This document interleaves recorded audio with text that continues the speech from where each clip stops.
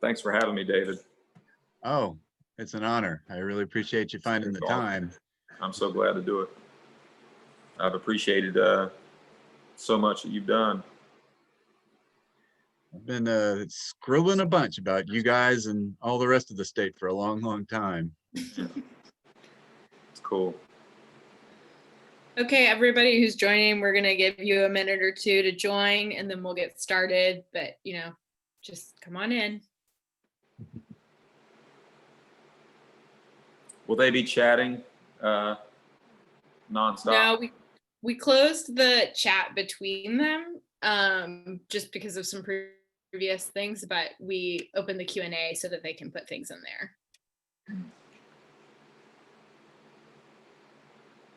You done a lot of these things? You're talking Me to me or her? Scott. I've done a couple. I did Okay. one. I did one very similar to this with Rob Bell. Mm-hmm. Yeah, I've done a lot of Zoom. Okay. Haven't we all? Still a relative novice, but I'm getting up to speed fast. Yeah, for sure. If my Wi-Fi keeps up. Yeah. Well, you have the background, so what more do you need? That's right. Can't hide anymore, David. We can't hide. They've got everybody's cornered. Yep. I mean, it's weird. You have to start regulating how many of these that will do, because, you know, the real time stuff, like actually having an instrument in your hand or actually working on artwork, like that stuff starts to get intruded upon pretty quick. Like for you, writing, you know, actually writing, you end up doing so much PR, and you can do it endlessly. It starts to really intrude upon that creative space, I think, if you let it. Absolutely right. Yeah. Okay, I'm going to get everyone started. So hello, everyone. Thank you for joining. I'm Megan. I'm the Park Road Books events coordinator. We're so happy to have you here. We're so excited to have David Menconi and Scott Avett here to discuss David's new book, Step It Up and Go, the story of North Carolina popular music. The panelists tonight are going to have a conversation between the two of them. And if you have any questions or comments, just go ahead and put it in the Q&A feature at the bottom. And we will, at the end, take some of those questions and comments and discuss them. And maybe your question will get asked or your comment will get made. Before we get started, I just want to say that Park Road Books has a zero tolerant harassment policy. So by attending this virtual event, you agree to that code of conduct, and any violation of these rules, any harassment of any form of any kind will get you expelled from this event and other events in the future. That being said, I just want to introduce our panelists and let them get started. So David Menconi is a journalist and author in Raleigh, North Carolina. He spent 34 years working for daily newspapers, 28 of which were in Raleigh at the News and Observer. In addition to writing for numerous publications, he serves as the co-editor of the University of Texas Press acclaimed American Music series from 2011 to 2019. His books include Ryan Adams' Losering, A Story of Whiskeytown, Comin' Right at Ya, How a Jewish Yankee Hippie Went Country, or The Often Outrageous History of Asleep at the Wheel, which is co-written with Ray Benson. And then finally, Step It Up and Go, The Story of North Carolina Popular Music. Scott Avett is an acclaimed singer-songwriter, painter, and co-leader of the Avett Brothers, the Grammy-nominated rock band from Concord, North Carolina. So lots of wonderful North Carolina people here to discuss. And the last thing I'll say before I let them converse is that signed copies of Step It Up and Go are available at Park Road Books. You can order it online, or you can give us a call. We have curbside, we have pickup, we can ship, we can get this book to you. So let's just enjoy this conversation between the two of them. And again, if you have any questions, just go ahead and put them in the Q&A and we'll get to them at the end. Go ahead. Well, hey, Scott. Hey, David. This is probably like just an extension of a conversation we've been having for, like 15 years. Pretty much. I think the last time I saw you was at the art museum for your exhibit opening just about a year ago, right? Fall of last year? Yeah, there it you was. Go. It sure was. But I tend to think more, there's an association I have with you and your voice and your questions, and you and I talking about Ray Benson and Ryan Adams and Charlie Poole, of me walking in my backyard pacing as I do an interview with you for probably for the News and Observer or wherever it's going to go. But there's an association of that, you know, your voice and us just getting into these extensive conversations about North Carolina. I mean, well beyond just one state, but it always falls in that North Carolina focused place, and it's always really great conversation. I appreciate that. I enjoy it too. We do always seem to come back to North Carolina with you guys. I think part of it is it obviously means a lot to you guys, home, and you know, you're proud of that and make it a point to acknowledge, you know, the New Year's Eve shows, and there's always a moment those shows where you say there's no place we'd rather be or something like that. And Something like that. Where is this year's New Year's Eve show, by the way? Have y'all said yet? Everywhere. I guess there's not going to be an in-person one, huh? You know, I guess a very small one. Hopefully there'll be something that we can put together that will have some physical presence. But you know, I would imagine, I don't know yet, but I would imagine it will be a large streaming, hopefully an interesting and colorful and creative streaming event. But that's, you know, it's not. We're hoping to dial that in soon. All eyes are on Friday for us right now. But yeah, but you know, you're right. Like I've recently gotten into Wendell-Berry in the past, I guess, 6 or 8 months, and I listen to a lot of audiobooks. But Wendell-Berry talks a lot about, and well, also the photographer Sally Mann is I'm a big fan of hers. They talk about place. They talk about the types of people that I don't know if anchor is the right word, or if they, you know, they say if they settle down or they put their roots down or whatever it is, or I don't know what it is, but there's like a sentimental connection to place that we somewhere along the way. And I don't know if it's a North Carolinian thing. I think that I would turn this into a question for you. If you think that you see a common thread of this sort of sentimental connection, love. It's not nostalgia like I wish it was like it used to be, but a nostalgia for something. It's fall. You know how fall feels. Yeah. But you see a common thread in that with North Carolina musicians that have you know, spanned the time that you know about and have written about? I do. You know, it's not universal, but it's very powerful for certain people. You know, there's that Kruger Brothers song, Caroline in the Fall, about, you know, immigrants coming here and then connecting with it just almost instantaneously as a place that feels more like home than home ever did. And I think, you know, and I think about Mike Taylor too, from His Golden Messenger, saying that music is what drew him to North Carolina and made it home for him. You know, he's a native Californian. So there's definitely a there. And the people who respond to it strongly, tends to be.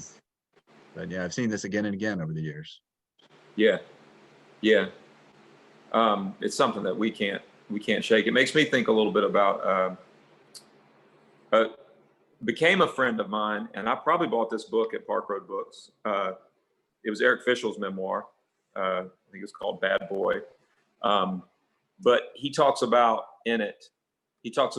how he, at one point in his career, somewhere in the book, he talks about how he was concerned about being labeled an American artist only, instead of a global, you know, just a worldwide famous artist, which he is. But he pushed back. He didn't want to embrace that idea of being a great American artist, because it felt like at that moment he felt like it was limiting. And there's the tendency, I think, when somebody wants to be global or national or whatever they want to reach as far as they can, they want to break that. This is a North Carolina, you know, a North Carolina thing, or this is a local thing. And he says in the book later that what better could he be? Like, of course, like he did embrace it. And he said, that's fine. That's great. And it's the same sort of thing. have lived with that our whole career, our whole life. And it's not a bad thing. Yeah. Well, I think if you're in a place you love and it grounds you in a way you're not going to get in New York or Nashville or LA, that's inherently a good thing. And you guys have been able to make it work on your terms, standing your ground. I couldn't imagine you guys going anywhere else at this point. I mean, I say that and you'll probably surprise me, but you know. Yeah, that may be true. Who started it all for popular music in North Carolina? All for popular music in North Carolina. Well, I would kind of argue Arthur Smith. Wow. Charlie Poole, he went off to New York and he was just such a rambler that he wasn't going to be bound to any one place. It was just an accident of geography that he was around here, even though he became one of the definitive North Carolina acts. But there's no one place that could have contained him. Whereas Arthur Smith just stayed in Charlotte his whole career, could have gone off to Nashville and done very well, but he built himself an empire and the world came to him. You know, that TV show, everybody played Carolina Calling over the years. And of course, he left behind a couple of songs, feuding banjos, later dueling banjos and guitar boogie. That's quite a legacy right there. Yeah. So I'd say that's where it started. Wow. So, wow. Because I always like to cling to Charlie Poole, like, you know, he's the North Carolina quintessential, you know, maybe like some even say he was the actual father of country music, you know. And so I get all proud and excited about that. But you say that he didn't spend a lot of time. He just moved a lot. Yeah, what I've read, and I think this was in his nephew Kenny Rohr's biography, that the place he was most fond of were the coal fields up around West Virginia and Pennsylvania. Wow. And he seemed to spend most of his time up there. And he got really far away too. He got as far north as Canada. So you know, his travel, it just took him all over. He did always come home to Spray. That was home to the extent he had one throughout his life. But yeah. What a notorious character. I always found him kind of inspiring in a Absolutely twisted way. You know, I mean, 100%. you got to try hard to drink yourself to death before age 40. Yeah. And he did the work, as they say. Genius entertainer. If I had a time machine and had one show to go back and see, I think it might have been one of his, just because I've read so much about him, heard so much, and heard so many stories. I think that would just be amazing, because he was. There's no footage. No footage. He never did interviews or anything like that. It's just the records and tall tales people have handed down over the years, and that was somehow enough to kind of keep him alive on the bluegrass circuit. I mean, Yeah. Every bluegrass festival you go to, you're going to hear a bunch of Charlie Poole songs. Yeah. In thinking about that, I sometimes reach really far. I'm curious about what you think about it if you don't even really bring it into the conversation. But what do you think? Do you think there's some there was North Carolina that stayed in John Coltrane or Thelonious Monk? Do you think did they keep ties to North Carolina, or was it just they were born here and that was it? If they, to the extent that they did, it would have been church, you know, and you can hear church in their playing to a certain extent. Nina Simone too, you know, that's where they started, and they never got completely out of that. I remember talking to Branford Marsalis about that a couple of years ago, and yeah, I think that's the part of it that they took with them. Yeah.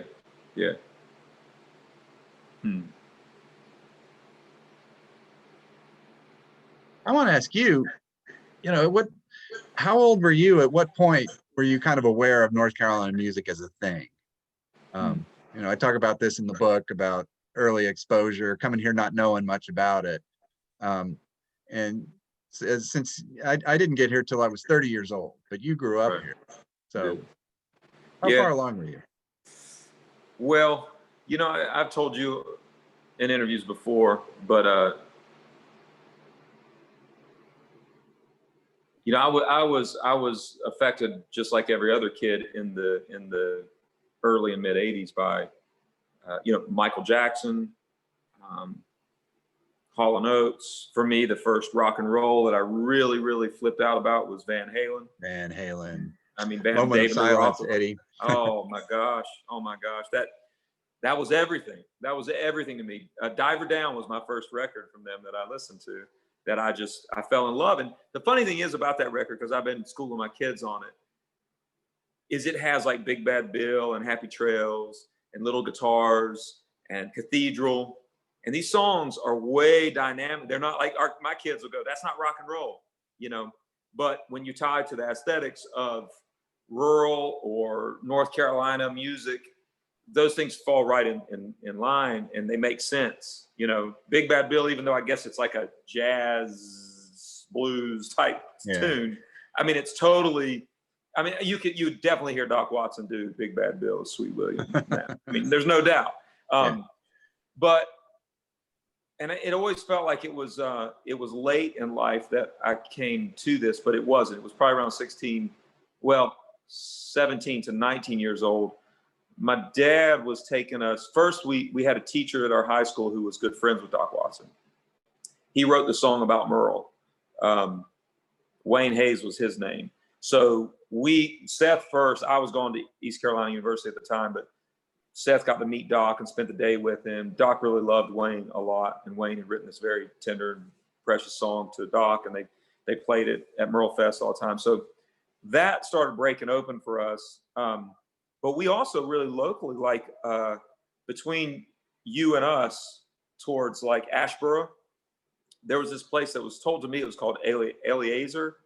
And we had to drive deep into like past Mara Mountain. It's like close, just our side of the zoo, but it's out in the middle of nowhere. And you'd get there and there'd be a little dip you pull down off the road, and there might be a tour bus over there, like an old, like a 15-year-old, 20-year-old tour bus. There'd be 5 or 8 bands.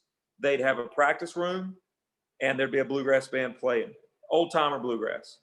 And I witnessed this in its true form. And I remember thinking like I felt like I was in a National Geographic article, you know? There were homemade cheeses and pies that people were passing around to sell. And we witnessed within the time that we would visit Eliezer on Friday or Saturday nights, I can't remember. You'd watch the bands sort of compete. They didn't actually compete, but they play one after the other. There was an MC, fiddle player, straw hat, old people clogging and flat-footing in the middle, and down the middle of the pews. Not that it was a church, but it had pews. And I witnessed it at some point, and then an inspector went in and realized that they were selling food that was homemade in there. And we showed up one time, and they had just Pepsi and Lance crackers, and they're like, "We're sorry, we can't." You know, I remember sitting there one time, and this lady just handed me a piece of cheese that she had been eating on, and she was like sharing her cheese with us. And I was just thinking, man, this is deep and this is real, and it's a circuit that is, I don't know, it's like true underground. Yeah. And so in a world of like where I was always trying to reach so far away from home to find, I went from Van Halen to Mr. Bungle, you know, I was, and on into just like as bizarre as I could get it. That's where I was reaching for. But then to see this like just at our doorstep, I think that was really, so it was really my late teen years where I started realizing, not so much that this is what I want to do, but this is what I am. Mm-hmm. I like started the seed of acknowledging that this was part of my fiber, which I would imagine Arthur Smith at some point, and maybe it was really early for him. I don't know. I didn't grow up like a lot of the artists that we may talk about. We performed in our household, but it was more like, I think, the original North Carolina or even just the old South use for music. It was entertainment in your household at night.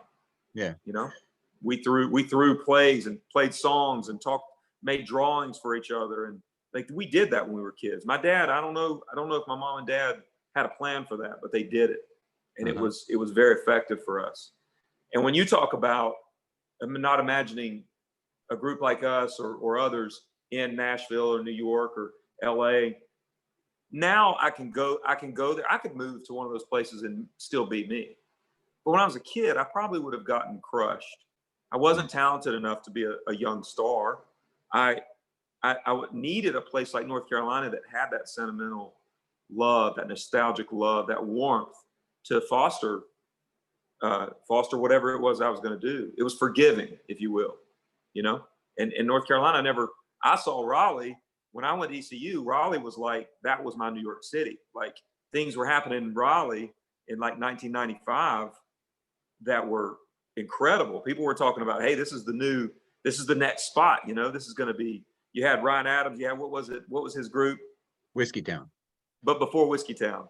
Oh, Patty Duke Syndrome? Patty Duke Syndrome. There was COC. I mean, you go to the brewery and it was just night after night of legendary, cool North Carolina performances. Yep. Not to mention Chapel Hill and what was happening there, you know? Oh, yeah. The next Seattle scare, that was quite a thing. Yeah. So you were at East Carolina then, right? Early to mid 90s? Mid 90s, yeah. Went in 94. Yeah. So were you aware of the whole Chapel Hill thing at that point, Superchunk and all those bands? So I just saw the names because we would put flyers up beside all them. But I was entering I was getting pulled into the new metal world. Yeah. Because I loved metal, but I was hearing things like Deftones and Korn, and they were affecting me, and I was chasing that. So I missed Superchunk.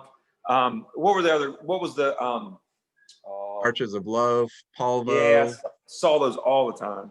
Yeah. Yeah, and so I missed all that. And like with what Ryan Adams was doing, I wasn't there yet, you know? Yeah. Yeah. It was quite a thing to watch up close. And you know, when Sonic Youth did that song about Chapel Hill, that just seemed like the coolest thing ever. You know that one, right? I don't. It was on their 1992 album Dirty. And it was about a bookstore owner, Bob Sheldon of Internationalist Books, sort of a progressive left-leaning bookstore in Franklin Street in Chapel Hill. And he was murdered. Somebody just walked in one day and shot him. Wow. And to this day, it's never been solved. And right around when that happened, Sonic Youth came through Chapel Hill opening for Neil Young. So this was all over the papers, and they wrote a song about it. But, you know, there's a line in there about getting the cradle rocking with an all ages show and reference to Jesse Helms. Yeah, it was a cool little song. No doubt. And you came here, did you come here in 1990? 91. 91. I got here the week of the first Gulf War. So it was kind of just ringside seat for the whole thing. It was cool. Were you all, like, when you came here, did you come here because you were interested, or did you come and then you were like, oh, I'm all in? Well, I got the job at the paper as the music writer, and I'd been doing the same thing for the little paper in Boulder, Colorado for about 5 years. And time came to move on, and I had met a business writer from the N&O about a year earlier. And God bless him, he remembered me when they had an opening. So I came here for the job knowing pretty much nobody. Yeah. Did you ever see legendary performances in the Cave?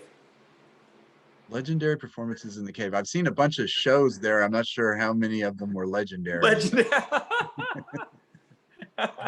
What about $2 Pistols? Saw $2 Pistols a whole bunch. Tiff Merritt. Yeah. With the carbines. David Olney used to come around quite a bit back then. May his memory be a blessing. He just passed a few months ago. But yeah, it was a really good time to show up here. There was still things lingering in the atmosphere from the 80s wave, like Let's Active. Mitch Easter was still around doing things. Don Dixon was around quite a bit. Chapel Hill was starting up. And then you also had bands like the Backsliders and Six String Drag kind of stirring to life right around then too. And then the whole perfect punctuation mark to the Chapel Hill thing was the two bands from there that did something were Squirrel Nut Zippers and Bimfolds 5, which would have been the last two bands anybody would have expected. Yeah, really? Yeah. Oh, nobody thought, you know, oh yeah, this is going to be our next million seller. But did they think it was going to be the Sex Police? Who did? Well, no, everybody thought one of those bands like Archers or Yeah. Superchunk would wind up on Interscope and be on tour opening for Nirvana and sell 1 million records. That, Yeah. I mean, I say everybody. In Chapel Hill, it was more a point of pride not to throw in with the man.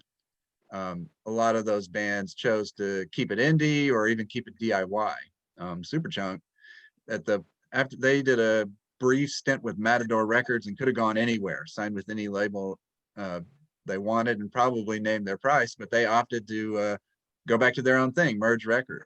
It turned out to be exactly the right thing to do. It worked out beautifully for them. That's so cool. That's so cool. I have shameless pride for being part of this. If I even could be. I mean, all that stuff was intimidating to me. Like I was just floating around watching all of it and just thinking, you know, where do I belong in all this? And these people are gonna just chew me up. I don't even know. And then talk about do it yourself. North Carolina's a good place for that. It is. It is. What about Winston-Salem and Greensboro? The Sammies? You remember the Sammies? I do remember the Sammies. Were they from Greensboro? I don't remember. I thought Winston, but maybe not. So somewhere in that triad. Yeah, I saw them a time or two at the brewery, I think. Okay. For them coming through. And you know, yeah, Mitch Easter was still producing the world out of his garage in 1992. It seemed like this was before he got the big fancy studio, and he was still doing it at the drive-in, his parents' garage. That was pretty inspiring too. His studio is a treasure. It is. I saw him 2 weeks ago. I was there 2 weeks ago. It's incredible. Were you working on something there? Yeah, well, we were doing, you know, the West Wing thing we did recently. Uh-huh. Yeah, we had to fix that a little bit. So okay. That's what it takes. We went out there and recorded about 20 times live, and the mics weren't quite what they needed to be. So we had to go and sing it again and play it again. But yeah. Mitch has pretty much closed down over there for the pandemic, but yeah, I mean, it was a very small production, but Mitch has been so good to us. He's got a heck of a place, man. Indeed. There's a question I wanted to ask you actually about the chapter I wrote about you guys. It focuses pretty heavily on I and Love and You. And in my particular cosmos with you guys, that is the record that looms largest. But I would ask, in your version of your own history, what do you think is kind of your key ultimate record? You know, what is to you like as Murmur is to REM? Mm-hmm. Well, how would you say Murmur is for REM? Do you think it was like, as far as like dynamic, or like is it dear to their fans, would you say? I think it's the most important in that it's the one, it's their calling card still all these years later, even though they did records that were far more popular. Yeah. And it's probably more so for their fans than for them. I'm sure they feel they surpassed it. Right. So I would say, if I was listening to people, and I do listen to people, what they say, and I understand where they're coming from, and I know it was a magical time. Emotionalism was the climax of something that we were doing, and it was an exit. It was an arrival. I'm not talking about on a big stage. For us, it was like, for us, there was some letting go for us, because we used Bill Reynolds and Danny Kadar as producers on it, and that was a big step for us, because we were really do it yourself, and really another probably North Carolina tendency. We really wanted control with it. Like, we wanted to do it yourself, and we'd rather do it poorly as long as we can be doing it ourselves. So I think emotionally, when I listen to people, and I can understand it, I think emotionalism was the apex of something before Another Chapter. And I think that's special, and that's noteworthy. And we weren't near in control that we thought we were. And I think that's what's great. That's what's special about it. Now, we were really out of control on Four Thieves Gone. And Four Thieves Gone, I think, is, in a weird way, you know, we went to the North Carolina mountains and stayed in a cabin for 12 days straight and did nothing but 10 hours a day of like making this thing and living this thing. And so to me, that one was a big one for my own personal character and my perspective of what it is that we are, or I am, or I learned a lot of ways to help. And our newest record, the Gleam record, that came from the aftermath of Four Thieves Gone, you know? Really? But it did. It was after that, because that was such a big hoopla for us. It wasn't for anybody else, but we made a big deal out of it. It was exhausting. The story, there's lots of embarrassing stories while we were there, but the most embarrassing one for me was I was so out of my mind and I was getting really suspicious of people, and it must have been cabin fever. But at the end of it, Seth had drum tracks still to put down, and him and our engineer Doug Williams from Winston-Salem, who did the Gleam, we're trying to work together. And I was so out of my mind and so grumpy about it, I started packing up while they're recording. So I'm making all kinds of noise, and they're like, you know, what's the deal? And I'm like, we got to pack up, you know, it's time to go. Like, to me, and I had just lost. I mean, we had it out, and that was the end. I mean, the whole series, the whole moment ended with Seth and I in an argument about me packing up while we're recording. That's not exactly relevant, but it was a very colorful time. And the next record we did, Emotionalism, was sort of maybe the payoff for a lot of that pain and a lot of that misunderstanding of each other and of ourselves.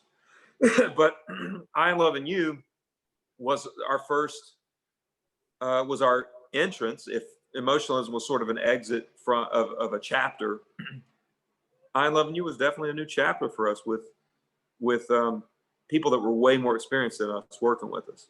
And that was new for us. We had never given away that control, and to let go of it, it was the beginning of a great thing for us. I guess it was the first record we made out of North Carolina too. No kidding. I guess so. I guess so. Where did you make that one? In Malibu. Malibu, okay. Yeah, at a studio called the Document Room. That's not there anymore. It was in a house, but it's gone now. But that was a whole new experience, you know.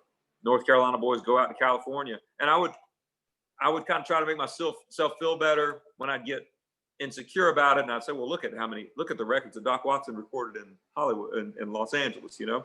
There's a ton of them. And I go, okay, well, this is what you do. It's okay. It's okay. You know, of course it's okay. I mean, you think it's a kind of a double-edged sword if you tie yourself too much to it, right? Like, I mean, I don't know. You got to be willing to go to California. You know, it's you have to do it. Well, at least it's a nice place. Indeed. Do we have any questions from folks?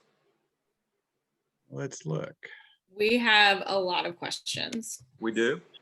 Yes. People are chomping at the bit. Well, Megan will let you. Yeah, go ahead. Or do you just want to pick them? No, you go ahead, Megan. Okay, I'm fine with either way. Okay, so one of the first questions comes from Kevin, and it says, what factors do you think kept the 80s and 90s Chapel Hill scene from success at the national level? The Amazing Cat's Cradle 50th anniversary shows early this year really filled in some gaps for those of us who weren't actually there at the time. And I know we sort of addressed this, but. Well, it was funny.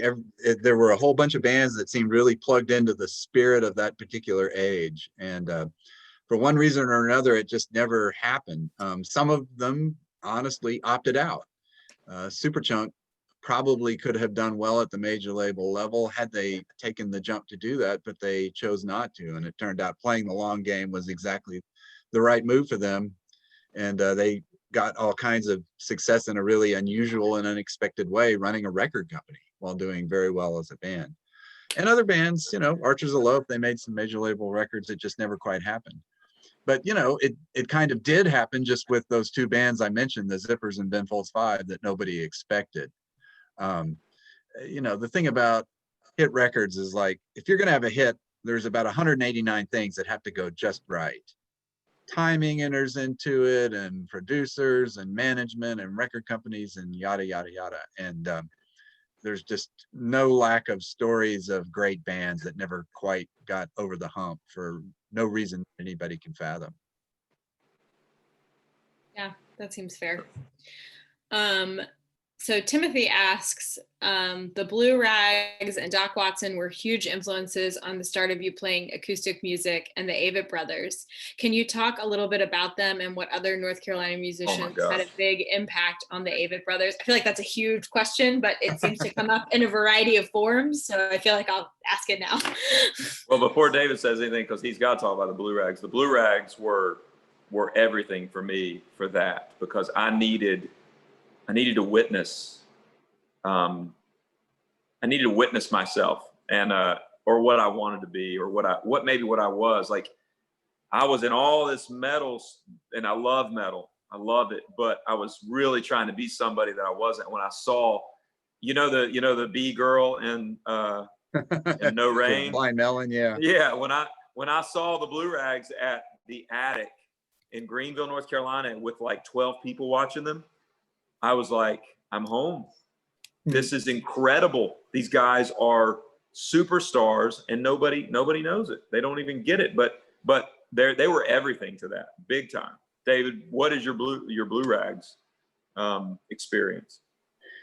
They just seemed like this really cool medicine show kind of trip that you might have happened across out in the wilderness somewhere 100 years ago. I remember seeing them and going, God, what the hell is this? It's not that it was musty and nostalgic, but there was a vibe there that went way, way back, and you could just tell was deeply connected to things. Deeply. Yeah. Another band that should have been a lot better known than they were. They 100% made a record on Sub Pop, so they got to a certain level, but seemed like they should have gone further. Yeah, and I know Bill very well, and so I hear a lot of the stories about how it all went. It was a wild time. We all were kids, but those guys' abilities, their chops, their talents were so brilliant. That was definitely not a place that any five, if it was 5 or 6 of them, because Abe Reed, I never saw Abe with the Blue Rags, but Abe's a brilliant guy. I mean, he cannot help it. He's just a brilliant soul. Yeah. Man. Yeah, very inspiring to me. Changed my life. What a thing to say about someone. A brilliant soul. Man. I hope people say that about me one day. Oh, it's true. Okay, so Carol asks, other than Merle Fest, what North Carolina music festival would you most recommend to attend? World of Bluegrass. Which just the great thing about World of Bluegrass is you don't have to buy a thing. You can just show up and go to the street festival, and the coolest parts of it are like happen in hotels up and down Fayetteville Street. A lot of these hotel suites, you'll see people like Bela Fleck playing in a hotel room. It's the most unbelievable thing ever. So yeah, just every year I've gone to World of Bluegrass here, I've seen at least 2 or 3 just jaw-dropping things. And I miss it a great deal. It really bummed me out that it didn't happen. This time of year when the weather gets so nice, it just feels like bluegrass season, and we didn't get that because of the damn pandemic. So here's hoping next year. Yep. I know. I hope a lot of things come back next year. Yeah. So Dale asks, when I was thinking about North Carolina musicians, I thought of Band of Horses and Iron and Wine, After the Avetts, and David Childers anyways. Then I looked them up and I see they're actually from South Carolina. Is there a strong connection across that border? And I think I think it's for both of you, but you can answer it at what you will. Interesting. Yes and no. I mean, some of North Carolina's most notable musicians started out south of the border, as it were. The aforementioned Arthur Smith being one. He was born in Clinton, South Carolina, and Don Dixon was from around that part of the world too. I think a lot of that has to do with Charlotte being sort of the capital of the Carolinas and right on the border. Greater Charlotte has always extended well into South Carolina. And of course, Myrtle Beach is the capital of beach music, which is across the Carolinas too. So definitely a connection. And yeah, we always kind of thought of Hootie and the Blowfish as a local band just because they were around so much through the 90s before they got huge. So yeah, all those things. Yeah, we used to hear the stories about, was it Alabama that used to play in Myrtle Beach that maybe they would even busk or something. And Seth and I, when we were teenagers, I was probably 18 or 19 and Seth would have been 15. Somehow, I don't know what, my parents let me take Seth to the beach alone, and we would just go to Myrtle Beach and get the worst hotel we could find and just play wherever we could until police moved us along. But just thinking, oh, that was one of the places you went to. So I don't know if that makes any sense, but we did. We were trying to follow some of those footprints. That makes sense. So I think this is more for Scott, but speaking of your records, would you ever consider a show where fans get to request chase songs that aren't often played? Sure. Sure. I mean, I'd love to be able to play. I'd love to be able to play all of them. They come and they go. Yeah, but I think it'd be great. I'd love to play. I really like playing requests. So yes, we would definitely consider that. Absolutely. y'all ought to do, what Elvis Costello used to do with the big spinning songbook. That's awesome.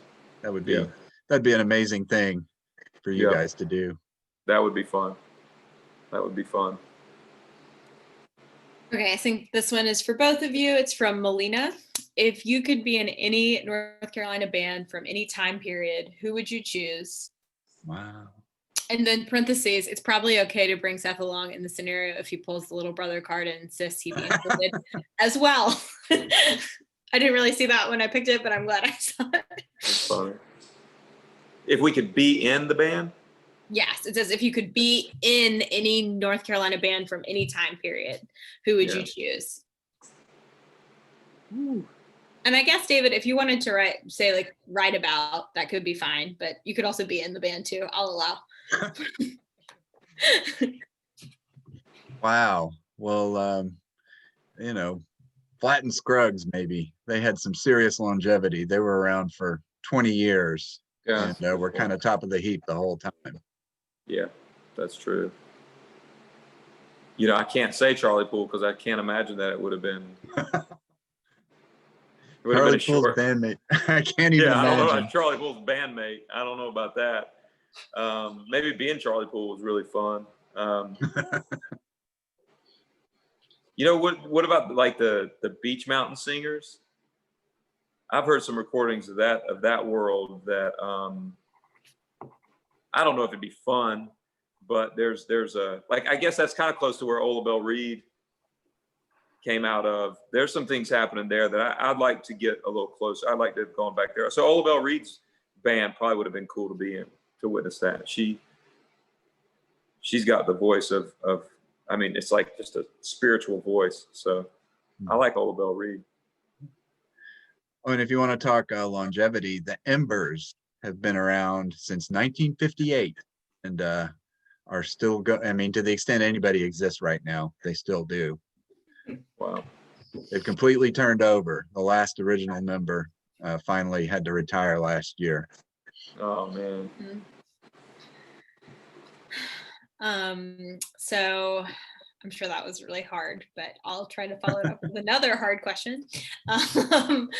August asks, there's a band from Chapel Hill called Southern Culture on the Skids who are popular for their songs like Camel Walk and Banana Pudding. Have bands like these made a lasting impact on your songwriting, and did it influence creative processes when writing songs or doing art? I guess that's more for Scott. I saw Southern Culture on the Skids at the Weenie Roast in 1996 in Charlotte. And I was there to see Faith No More, which I think it was like their last before they retired, before they took their hiatus.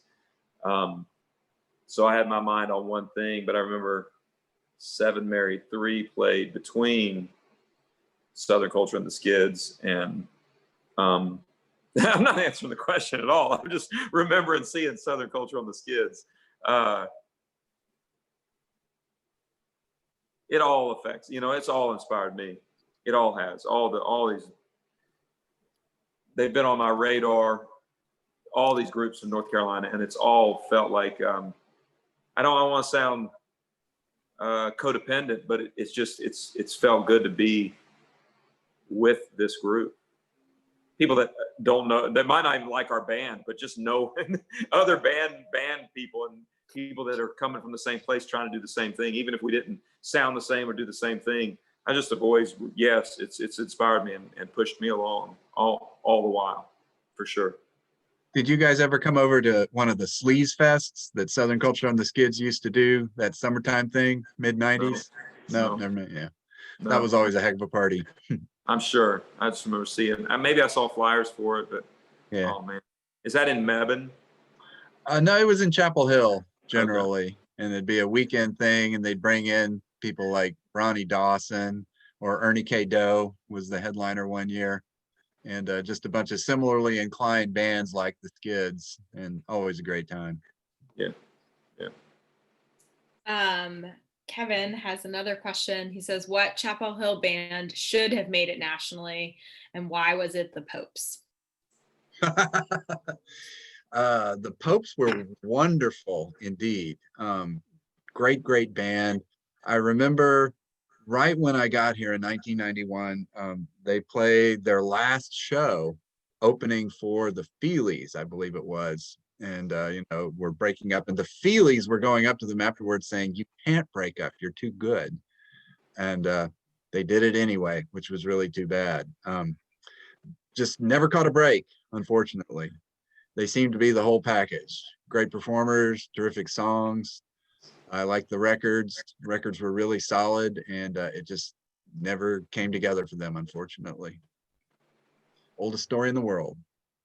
Hey, do you go into, in the book, do you go into any of the North Carolina metal, like any of the stoner rock or the sludge stuff or anything like that? A little bit with the COC has a little bit in there in the Nantucket chapter, but Firehouse gets a mention too. Right. But it's a different thing. Popular music, I guess, brings it away. But like, was Buzz Oven, were they from North Carolina proper? Were they? I don't think they were. They were around a whole bunch, but yeah, not really. Weed Eater out of Wilmington is my go-to for stoner, or I don't know what they call it. It's stoner, maybe it's sludge, whatever it is. It's unlike anything else. And I don't guess it's popular on a grand scale, but in my household and for my kids, Weed Eater, which is a band from Wilmington. I'm just curious if you go into the metal of North Carolina, because I always thought like Charlotte had sort of a dark underbelly. Like there were some really heavy bands and some really raw shows, and some band names that you don't even want to say on a Zoomcast, like just really, really awesome. And it was fun and dangerous and scary to go to Fat City in Charlotte when it was thriving. I mean, and we played there lots of times, and it was Blue Rags playing there, or a band that we knew named Spike, where the drummer played naked when he could get away with it. Just incredible. I mean, it really was. And it was such a Charlotte thing. That is awesome. I don't guess that's not super popular though. Okay, so Tom asks, David, what is your favorite Avett Brothers song of all time? Laundry Room. No pause, just immediately knew. It's awesome. That was sort of my, Scott, I'm sure you hear stuff like this all the time, but just, my wife and I, we bonded over that one. And that's so awesome. I mean, meant a lot to us. So that's great to hear. That means a lot to me. Lorraine asks, David, Scott has mentioned Ryan Adams several times. I know you already wrote a book about Whiskeytown, which I thoroughly enjoyed, but I want to ask why you didn't give Whiskeytown and Ryan Adams more mention in your latest book, parentheses, which I also thoroughly enjoyed. Thanks. Well, thank you. Glad you enjoyed it. Having written the full book about Ryan, I feel like I've written all that's in the tank there. I don't know that I have anything more to really say about him. And you know, I've certainly heard this from the super fans who aren't happy that he didn't get his own chapter. I mean, there's almost as much on him in there as there is James Taylor, honestly. And he certainly pops up in the Americana chapter in several places.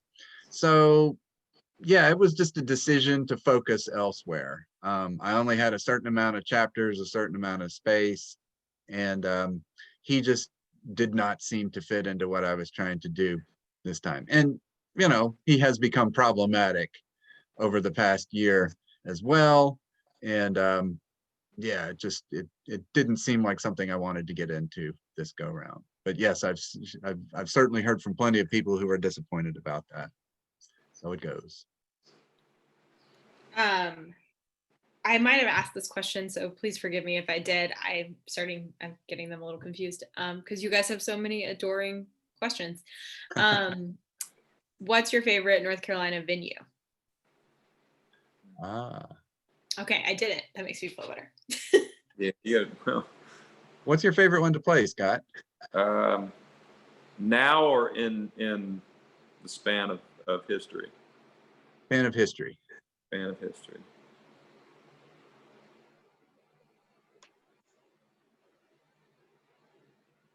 I mean, I think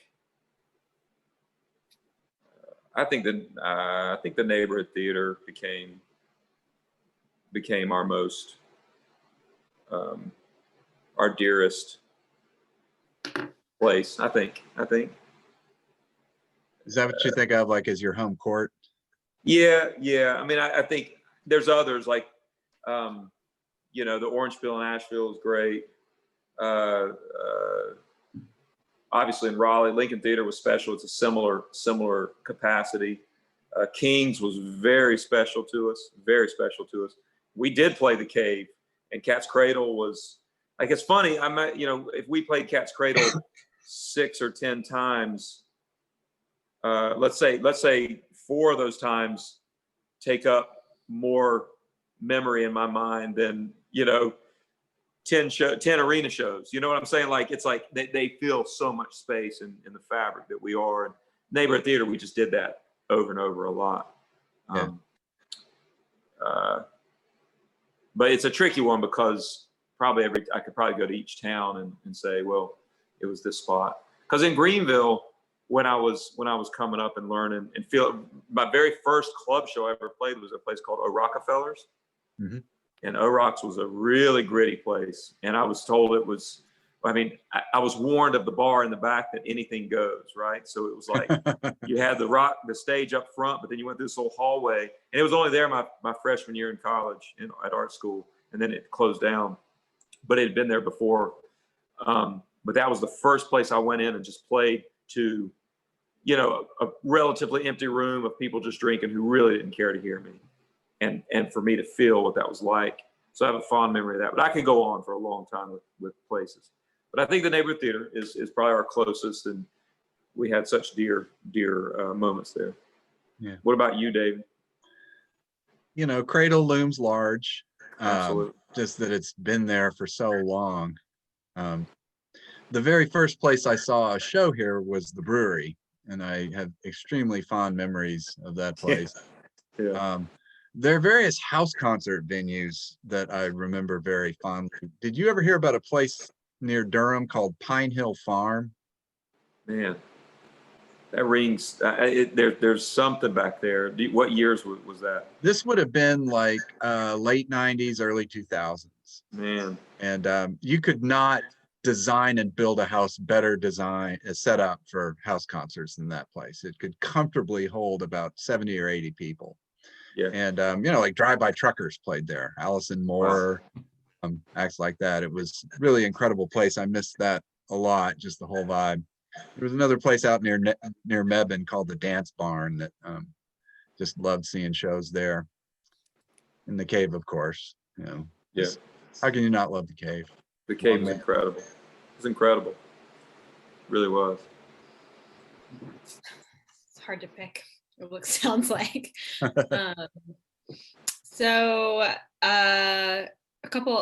we have more questions, but I have some comments from people. Ray Owen says the Avett brothers are the Wendell-Berrys of North Carolina, the best, but you're here. Vision, creativity, uncluttered spirit, Soho, and the LA art scene. Who cares? And then Heather says, I just wanted to thank you for trying to put on a New Year's Eve show, even if it's virtual. I love the tradition. Okay, so this one's for Scott. This is the longest stretch you've not toured in decades.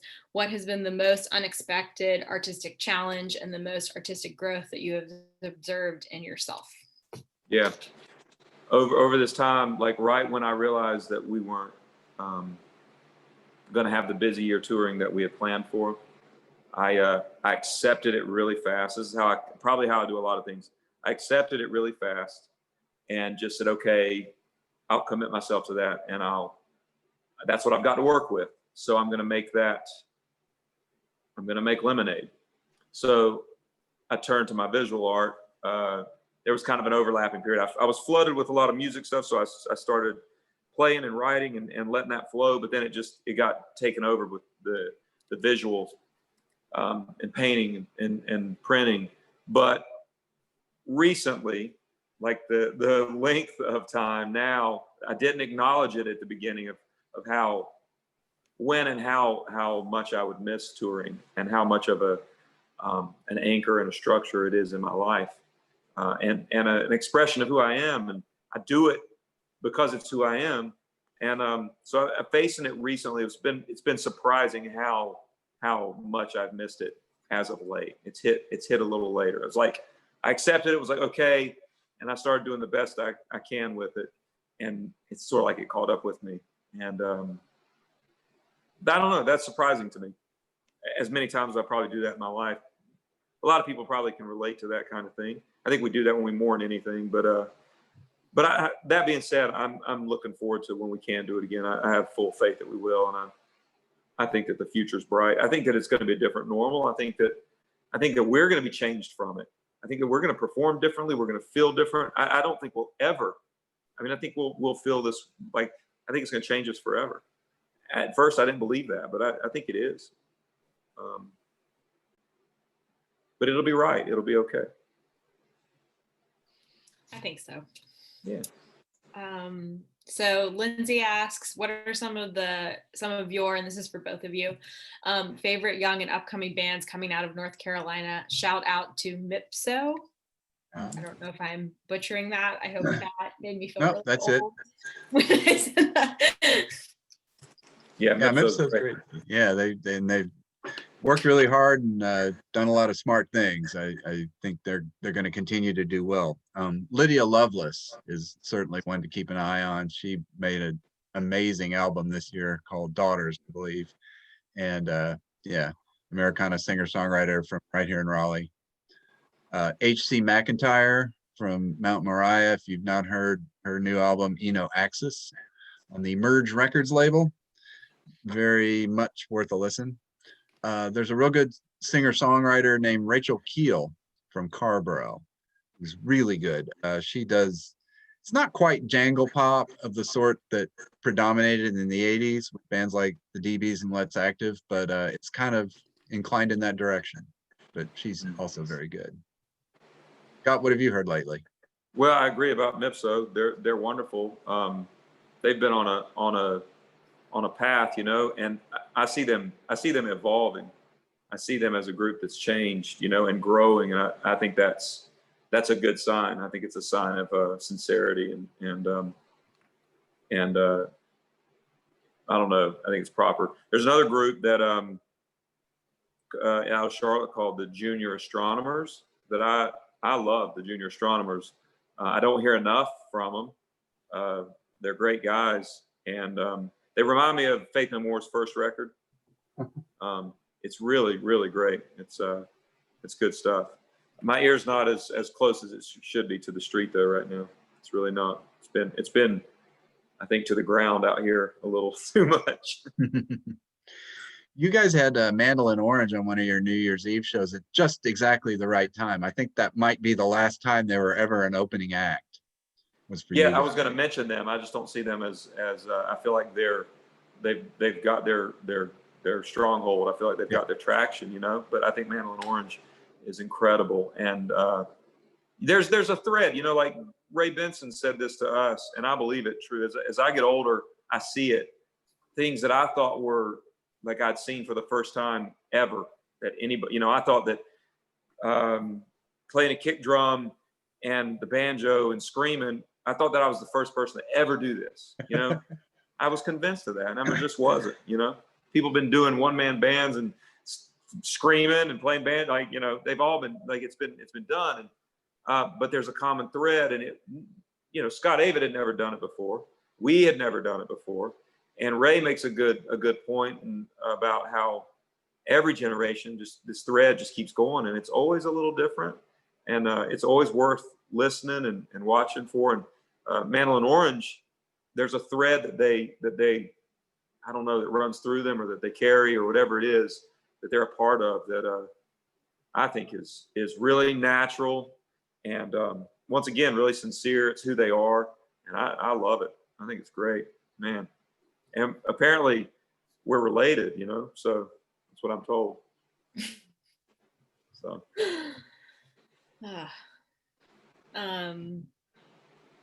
So Michelle says, I'm not familiar with many of the bands mentioned tonight, and from the sound of it, I'm missing out. Which one should I start listening to first? So I guess I feel like that's a huge question, but I guess if you were going to, like, you had a completely North Carolina novice music person, where would you start them? Wow. I feel like these are big daunting questions. I'm trying to narrow them a little bit.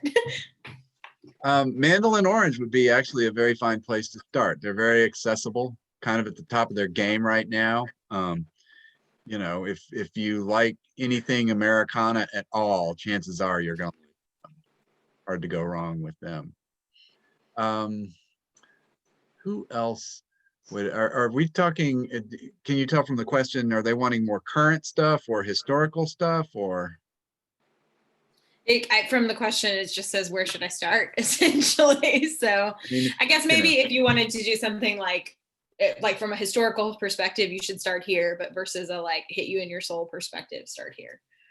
Right. Well, from a historical perspective, there's that Spotify playlist, which I see. That's right. Right there. So that will complement the book nicely. And yeah, I'd say Mandolin Orange. If you like kind of more of an arena rock thing, there's a band from Raleigh called Jack the Radio that's very good. They put out a really good record this year called Creatures. And Lydia Loveless, who I mentioned earlier too, would be a really good one as well. So there's 3 for you. That's awesome. Not a new band, but the Cherry Valance was legendary. Yes. I mean, well, and your guys Valiant Thor too, my God. Yeah, I mean, totally. That was a good, like, that was after that for us was the late 90s and the early 2000s. But in Greenville, what became the Future Islands was Art Lord and the Self Portraits. And so there was a really, to me, that was the college thing was happening in Greenville, and it was very North Carolina. It was moving and very, very spirited, high spirited. Yeah. Well, you got them together too for that benefit show for Hurricane Florence. That was cool. Yeah, that was awesome to have the 3 of us together. Janie Parker asks, like, we lucked out with the Avetts at the beach before the virus. Do you think there will be general admission shows again. And I guess I'm going to expand that question to both of you. Like, how do you see the landscape of music and live music changing in the next year to year and a half as we, assess risk and get a vaccine and so on and so forth? Wow, that's I mean, I know question. that's like a huge question. Yeah, it's just all completely up in the air, and I don't know. I don't see crowds being able to gather really without fear for at least another year, maybe more. It seems like, which is a real bummer. I mean, I do some writing for Billboard magazine, and everybody in the big concert industry is just really down in the dumps right now because it feels like there's no way out of this. So I don't know. On a smaller scale, you can do things with distancing and whatnot. This winter is going to be really hard to get through when you can't do stuff outside so much. Yeah, I don't have a real good crystal ball reading on this, unfortunately. I thought we were going to crack it open tonight on Park Road Books. I'm so disappointed, David.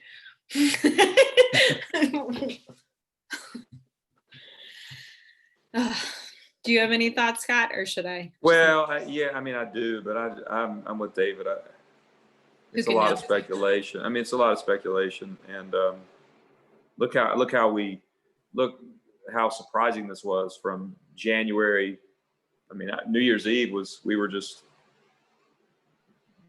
excited about 2020, talking about it in a very different realm, and I mean, it's not going to be over, or nothing's going to be overnight here. So I think David's right.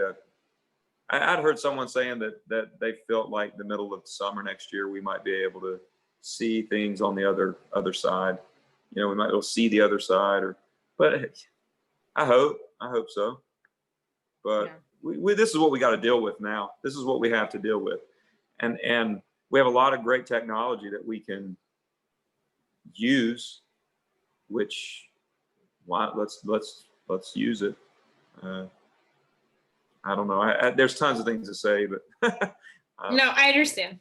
I just feel like people are, looking for hope at this point. Yeah, well, they should be hopeful. I personally think that, once again, I already said it, I think the future is super bright, because I think that for those of us, or those who aren't in emergencies right now, for the people that are having to deal with their health, that need to stay alive, this is a different conversation. It's not even, this is silly to even talk about. It's like, who cares? We're just trying to live and be healthy. But for those of us who are trying to push on and have some sort of normal life, we'll get it. We'll get through it, and we'll come out of it with knowledge that we couldn't have dreamt to have before. And I just think we'll utilize it. I know my gratitude for it is just growing by the minute. When I can get on stage and when I can perform for people, if it's 2 people or 2,000 people, I'm just like, man, I love it. And I remember what's so great about it. Today I was talking to somebody about how we've gone down to like the 4-man band, and it's reminiscent of when it was a 3-man band. And so today, just thinking about Friday night, I've been listening to our live volume 2, which we recorded in 2005, I think. And to hear that helps remind me, yes, we were different people and we were younger, but it's not all, youth is not the only factor in what we were doing. There was also a confidence or a willingness to go for it, which we still have. We still can do that. And to be in a 3-man group or 4-man group on a mega stage like at the Speedway, there's new nuggets of good to find. We're going to come upon some things that are magical. And so I know that's got to be happening all over in all aspects in different walks of life. Yeah, like a real change undergoing. So I actually have a question for you, David. When you went about to, when you knew you were going to write this book and you started to plan for it, did you come at it from a chronological perspective? Did you come at it from a sort of subset genre perspective? Or were you like, I really want to write about, did you kind of follow your heart and write about different sections as they came? Well, I wanted, the UNC Press and I both wanted to avoid sort of an encyclopedia type treatment and tell more of a story with a through line and connections between I don't chapters. think it reads like that at all. Well, thanks. So yeah, it does go more or less chronologically, not strictly, but it's pretty much in order. And it starts about 100 years ago with the aforementioned Charlie Poole playing in the textile towns in the 1920s, and just coming up with that through line and of kind of hard-headed, pragmatic populism that seems to motivate everybody from here and their connection to that and working class traditions in this state, culturally and musically. That was kind of the guiding light, the North Star to it that I was trying to guide it towards. So, and beyond that, there's 16 chapters and most of them are about a single artist or a single style. Some of it's kind of unusual. There's a chapter about record companies that might not seem like an immediately obvious topic to tackle in a book like this, but it seemed important. They were part of the story too. That entrepreneurial spirit and the way it manifests in different ways. Merge Records in particular is a pretty inspiring story. So yeah. That's a good answer. Thomas asks, why has North Carolina tended to forget about acts like and this is in quotes, Five Royales and Nina Simone? Wow. Yeah, that's really too bad how poorly remembered the Five Royales are. And it's actually a little bit better now than it was, say, 5 years ago, since they got into the Hall of Fame, Rock and Roll Hall of Fame. It would have been wonderful if that had happened while they were still alive. But the last one died in 2007, I believe. But slowly but surely, they're kind of coming back into memory. There's a few plaques and markers around Winston-Salem. There's Five Royales Drive too, which is a nice little tribute. And Nina Simone, Tryon is doing some things. There's a sculpture there, and her house is now, that she grew up in, is now in the National Register of Historic Places. Place after place in this state, the musical history is not well remembered. Durham was another place where just so much of it was torn down. The Haytide district, where so much of the blues happened back in the 30s. And it's just not a priority. I don't know that that's unique to here, but the city fathers in various places just haven't been focused on keeping that alive in a way you'd like to see. Feels like we've really missed some opportunities here. There's the Virginia Music Trail. They've done, it feels like, a better job kind of keeping their memories musical alive than we have, and I hope that can change. That's true. Do you think like WBT was a yeah, like that should be lifted up for sure? Absolutely huge. That I don't think there is a book about WBT, its history, and there really should be. It's really one of the most significant broadcast organizations in the South, if not the entire country. Great. The TV station as well as the radio station. Mm-hmm. Well, sounds like you have your next book. I mean, I know you already have your next book, but I'll just give you another one. What do we have but time? So David Butler came in. He says he missed the beginning, but have they discussed North Carolina band Arrogance? They were a great favorite to me in the mid-late 70s. And we've said many bands, and I don't think we've discussed them, but do you have thoughts on Arrogance? Yeah, that was Don Dixon's band before he became REM's co-producer, and they were something. They too pursued kind of a DIY thing for a number of years before signing with the record label. They signed with Vanguard and then Warner Brothers, and it just never really quite happened for them beyond the Carolinas. They were sort of kings of the local scene, but it never translated beyond to the rest of the country. Despite really working hard, they did a lot of touring and everything. Yeah, they were terrific, and they still occasionally get together and play all these years later. I see that right here. Cool. So Timothy wants to let you know, Scott, that Live Volume 2 was recorded in 2003. Not the year that you said Wow. Wow. it. He'd be the one to keep up with that. Good on you, Timothy. Sometimes Thanks for keeping us honest. Yeah. Carol asks Scott, many fans love the visual art as well as the music you create.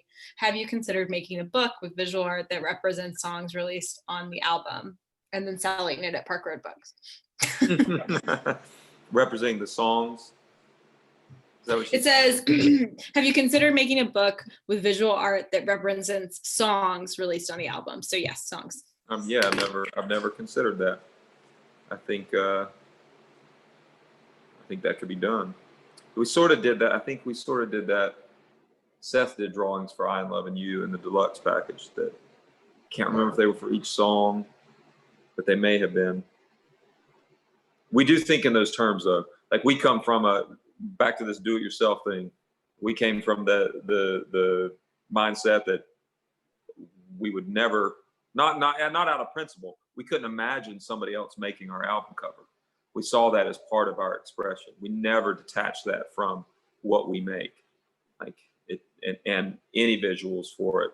We have some hand in them somehow, which goes. This might speak to like Superchunk talking about like the long haul. It might make it go a little slower for a person's career or an artist's career to say we're going to do it all and we're going to do it our way.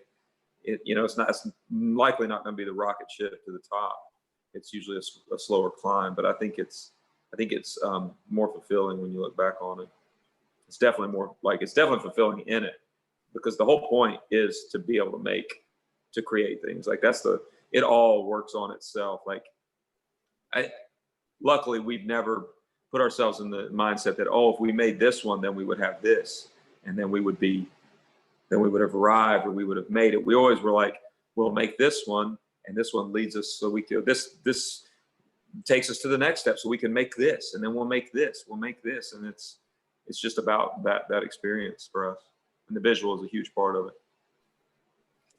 Have you ever thought about writing a prose book? A what book? Just prose, just words. Prose. Yeah, I have, for sure. I think that's probably already have, with all the books that I've filled up with gibberish, So yeah, I think putting some of that together would be smart, or fun. Smart. I don't know, it probably wouldn't be smart, but it'd be fun. I'm not much into being smart. I'm not really interested in that. I edit books. We should talk, man. Yeah. I have another question about Merrill Fest. Will the Avets be back at Merrill Fest in 2021? And then to both of you, do you feel that Merrill Fest helps highlight North Carolina bands? I don't know if we'll be back in 2021, or will Merrill Fest be back in 2021, or will we be at Merrill Fest in 2021? It says, will you be there? But I think they're probably asking the larger existential question as well. Yeah. There's no telling. They have moved it to the fall next year. That's so good. That makes it possibly a little more likely to actually happen. Yeah. Oh man, that would be nice in the fall. Yeah. And Merrill Fest does do a fine job of highlighting North Carolina acts. The Steep Canyon Rangers did that North Carolina Songs record that they recorded on the Doc Watson stage at Merrill Fest last year. And Jim Lauderdale is a regular. His latest record is basically a North Carolina tribute record, and it's pretty much all people he connected with at Merrill Fest. So yeah. So this is a sort of a combination of two people's questions, Melina and Tom's. So one of them is sort of more towards Scott, and it's like, how do you choose your opening bands? And this one's more towards David. Like, are there any opening bands that have like really impacted you, and especially in the North Carolina music scene? We haven't had opening bands as much in the past couple years. Because I think we started playing longer and longer sets. And I can't remember in what way we saw we witnessed a couple things that weren't serving our opening bands. We have great fans, so it wasn't, we always had great fans for the opening bands. There was a little bit of a rub there, but not on our choice, and not on our choice of bands, and not on our the reaction from fans. But what we really are really careful and thoughtful, and want to be always some sort of personal tie to our opening bands. One thing, for instance, like our Red Rock shows, we pine over that. Like that's every year we start talking about the Red Rock shows and who's opening for them the year before. I mean, it's something we really we really care about, and we're really interested in doing and having put on interesting shows. We have so many friends that are musicians and creators that we want to include them as well, and we love them. And it really starts there. A lot of times when an opening act, somebody comes and says, "Hey, how about this group? They're really hot," or "How about this group? They're from so and so." That's all great, but if we have that, if one of us is in love with it or a personal connection to it, that's what really makes us want to do it. It's always been that way. Well, I will tell you the most memorable opening act I ever saw was a guy named Daniel Johnston in Austin, Texas. Wow. And he was never really scheduled as an opening act. He would just show up and jump up on stage, like between bands, and bang out a few songs. And it was always just the most amazing thing to see. Wow. He was a deeply troubled individual, had some mental illness type issues, but an amazing artist nevertheless. And he wrote a lot of incredible songs that other people have recorded too, and made a lot of records, a lot of them homemade. He used to just go around handing out homemade cassettes of himself. And this is going back to like the mid 1980s when I was in college down at Austin, University of Texas. So yeah, that's probably the most memorable opening act I ever saw. Around here, I've over the years, I'd see, incredible opening bands that nobody really knew yet. Not a lot of them really didn't go on to all that much other than notoriety locally. But yeah, I remember this one band called Red Collar that I saw about 7 or 8 years ago. They were like a punk rock Bruce Springsteen, and they were on a 3-band bill at local beer, local band night. And they just kind of blew everybody else out of the water. It's always great when you happen onto that unexpectedly. So yeah, I don't prowl the nightclubs quite as much since I left the News and Observer last year, and I'm no longer, on the beat, as it were. And of course, yeah, not at all since March, but I hope to resume that someday. Well, I'm sure you will. I'm sure we all will to an extent, but hopefully you with your expertise. I think that about wraps it up. We had a lot of great questions and comments. Laura Scott has said multiple times that she would love for you to consider playing A Father's First Spring on Friday. So I feel a need to say that to her. It seems to be very important. Thank you. Lots of people have said they're so excited about the book, David, and I think this conversation got me. I've read a little bit of it to prepare for this, but it's definitely an exciting book. Well, thank you. I just want to remind everybody that if you want to buy a signed copy of the book, you can do that on our website. And it doesn't say signed copy, but all of our copies are signed because David graciously sent us book plates, and I'm sure he would send us more if we needed them. That would be a great problem to have. Yes. I know. We're just drowning in autographs. I hope you run out and I have to send more. But yeah, you can give our store a call. You can order online. We can ship anywhere. We're great about that. I bought one tonight. So thank you. Yeah. We won't send you one. You participated already. It's done. Yeah, that's right. But yeah, so thank you guys. Thank you everyone for coming. Thank you guys for attending. It was a wonderful conversation. We so appreciate you being here, and everyone go read, step it up and go. Awesome. Thanks very much. Thanks, Scott. See you down the road. All right, man. Take care, man. All right. See ya. It won't let me leave.